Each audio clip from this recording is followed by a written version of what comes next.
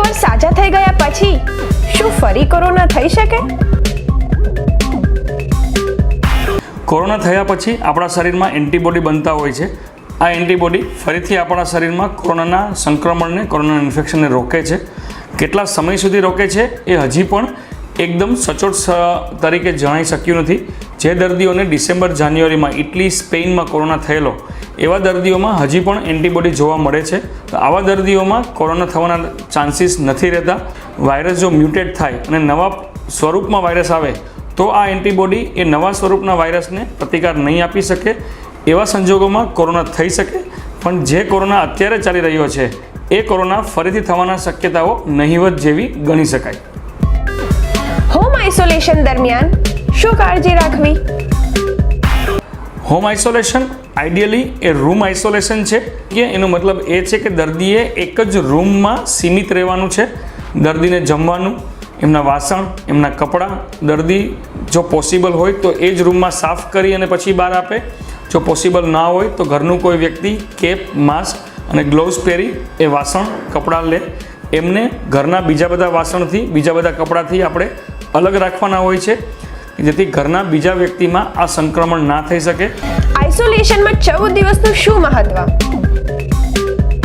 જ્યારે કોઈ દર્દીમાં કોરોનાનો વાયરસ સંક્રમણ થાય છે, એના ગળામાં, ફેફસામાં વાયરસ જીવિત હોય છે. આ વાયરસ મેક્સિમમ 14 થી 17 દિવસ સુધી જીવિત રહી શકે છે. આઈડિયલી તમને જ્યારે સિમ્ટમ્સ બંધ થાય એ પછીના 3 થી 5 દિવસમાં વાયરસ જીવિત હોતો નથી. એ દર્દી બીજા કોઈ હેલ્ધી વ્યક્તિને કોરોના વાયરસ આપી શકતો નથી. એટલા માટે જ જો સિમ્ટમ્સ ના હોય છતાં પણ 14 દિવસનું સ્ટ્રિક્ટ ક્વોરન્ટાઇન રાખવું જરૂરી છે. ઘણા દર્દીઓને તાવ, શરદી 5મા 7મા દિવસે મટી જાય છે. આવા દર્દીઓએ પ્રથમ તાવ જે આવ્યો હોય એ તાવથી 14 દિવસ ગણી સ્ટ્રિક્ટલી એક જ રૂમમાં આઇસોલેટ થવાની જરૂર હોય છે. કોરોનામાં વાયરલ ન્યુમોનિયા થાય તો શું ફેફસાને કાયમી નુકસાન થઈ શકે? હવે વાયરલ ન્યુમોનિયામાં અમુક દર્દીઓને પલ્મોનરી ફાઇબ્રોસિસ થાય છે.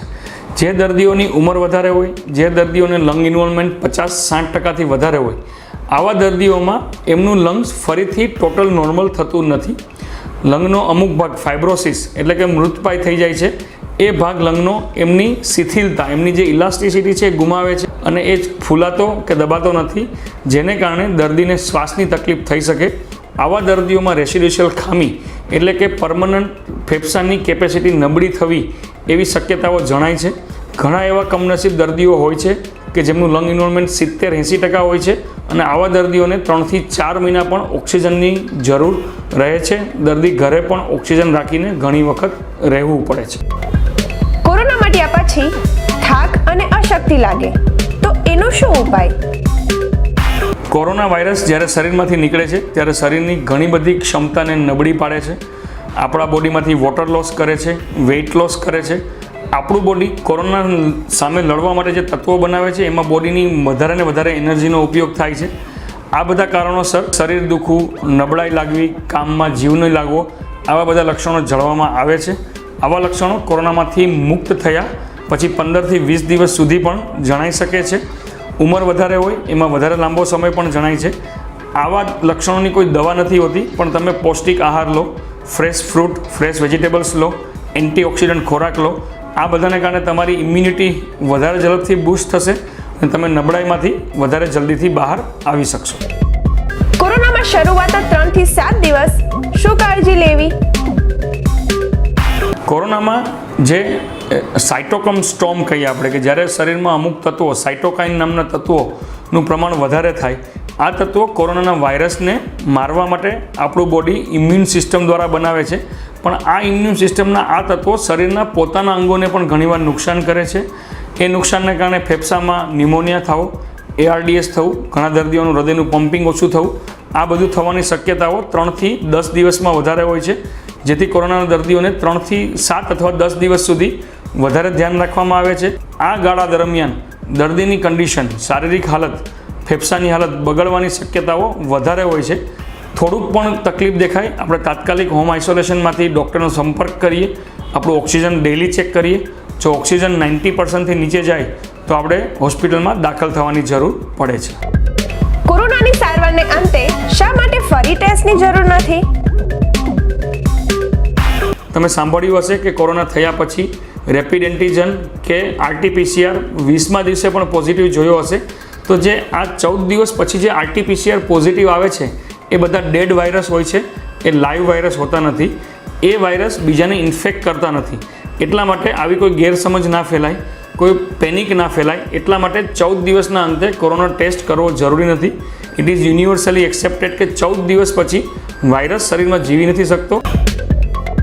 કોરોના મટી ગયા પછી કેટલા દિવસમાં રૂટીન શરૂ કરી શકાય? કોરોના સંપૂર્ણપણે મટી ગયા પછી દર્દીને જો નબળાઈ ન લાગતી હોય, જો એમને કંઈ શારીરિક નબળાઈ ના હોય, બીજો કોઈ તકલીફ ના હોય, તો ઇમિડિયેટ 2 કે 3 દિવસમાં એ કામ ધંધે ચડી શકે છે. જો દર્દીને કોઈ શારીરિક નબળાઈ દેખાય, કામ કરવાનો કંટાળો આવે, તો 2 કે 3 દિવસ વધારે આરામ કરી શકે છે. પણ કોરોના મટી ગયા પછી તમારું જે નોર્મલ ફિઝિકલ વર્ક છે, જે તમારું ઇકોનોમિકલ વર્ક છે, એ તમે એઝ સૂન એઝ સ્ટાર્ટ કરી શકો છો. એના લીધે કોઈ તમારામાંથી બીજામાં કોઈ ફેલાવાની શક્યતાઓ રહેતી નથી. કોરોનાની રસી કેટલી કારગર નીવડશે? એની આડઅસર શું હશે? જ્યારે કોઈ વાયરસની રસી આવે છે તો એ વાયરસની રસી શરીરમાં એન્ટીબોડી બનાવે છે કે જે વાયરસનું ઇન્ફેક્શન લાગતું રોકે છે. વાયરસ જો પોતે મ્યુટેટ થાય, જો ચેન્જ થાય, તો એ રસી પછી નવેસરથી આપણે ડેવલપ કરવામાં આવે છે. તો કોરોના વાયરસને જ્યારે દુનિયામાં 8 થી 9 મહિના થયા છે ત્યારે હજી સુધી એને રૂપ બદલ્યું નથી.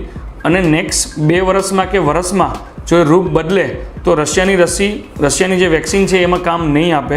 અત્યારે જે વેક્સિન છે એ અત્યારની વાયરસ સ્ટ્રેન માટે પ્રોટેક્શન આપશે. કેટલું પ્રોટેક્શન આપશે, કેટલા સમયગાળા સુધી આપશે, એ આપણને આવનારો સમય જ બતાવશે. દરેક વેક્સિનની થોડી સાઇડ ઇફેક્ટ હોય. અમુક વેક્સિનથી એ રોગ થવાની સાઇડ ઇફેક્ટ હોય, બહુ જૂજ પ્રમાણમાં હોય, 0.001% હોય, પણ એ ચાન્સીસ ખરા કે 10,000માંથી 1 લોકોને રસી આપવાથી રોગ થઈ શકે. સેકન્ડ, રસી આપવાથી બહુ જ રેરલી GBS એટલે કે ગુલિનબેર સિન્ડ્રોમ થતો હોય છે, કે જે બીજી બધી રસીના કોમ્પ્લિકેશન પણ સેમ છે. તો જ્યારે તમે શરીરમાં કોઈ બહારનું